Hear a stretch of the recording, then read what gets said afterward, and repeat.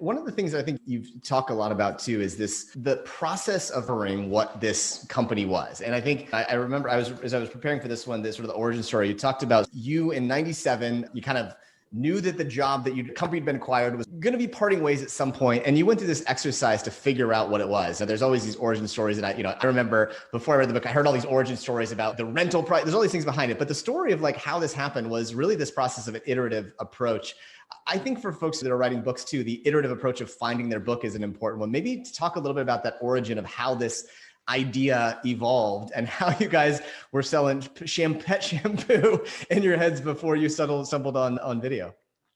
Yeah, it's fun. I hadn't really drawn the parallel between writing a book and starting a company, but you're correct that the idea that you start out with very rarely, in fact, I'm even going to say never, becomes the final product. And certainly in companies, when you look at any single successful company, if you go back and look at what the true origin story was, they started out doing something completely different. Enough so that I've become convinced that ideas count for nothing. They're fun to hear, fun to get pitched, but that's not important because that idea is not going to last once it collides with reality. And certainly way back at the beginning, this is in 1997. As you pointed out, Reed Hastings, future co-founder there at Netflix, and I were both going to be out of a job and had a bunch of months of the other company still paying our salaries to figure out what to do next. Severance time. Yeah, exactly. And he was going to go off and get a higher degree in education so he could become an educational philanthropist. But I was going to start my next company. And that's the process you're talking about of brainstorming ideas.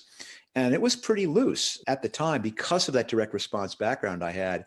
I knew that I was going to do e-commerce, and I knew it had to involve personalization, and I knew it had to involve some of these characteristics that I saw the internet would impact. Other than that, we were wide open. As you mentioned, one of the things was personalized shampoo. Another was custom dog food. Another one was video rental by mail. But that was back when video was on VHS cassettes. All these ideas didn't go anywhere. And it was only when we heard about that new technology called a DVD, it was in test market back in summer of 1997, that it occurred to us this actually might dust off this discarded idea for video rental by mail, because now there was something thin and light that maybe we could mail it a different way. And that led to this experiment